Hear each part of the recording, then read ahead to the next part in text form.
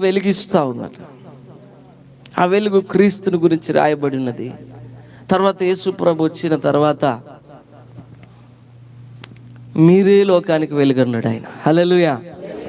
ఎవరైతే యేసు ద్వారా వెలిగించబడ్డారో వారందరూ కూడా లోకానికి వెలుగని యేసు ప్రభు చెప్పాడు. ఒకటి, వెలుగులో చీకట్లేదు. ఏంటి? ఆ నక్షత్రంలో ఏమాత్రం కూడా చీకట్లేదు. నీ జీవితంలో, నీ కుటుంబంలో, నీ ఆత్మీయ జీవితంలో, నీ హృదయాంతరంగంలో కూడా ఏమాత్రం కూడా చీకటి ఉండడానికి దేవుడు ఇష్టపడట్లేదు, ఉండకూడదు కూడా. హల్లెలూయా, హల్లెలూయా.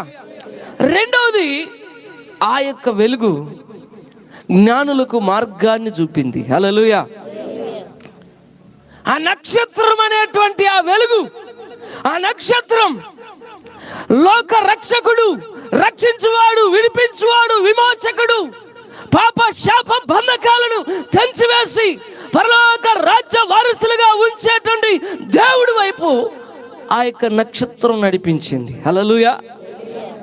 ఈరోజు వాక్యం వింటున్న మనం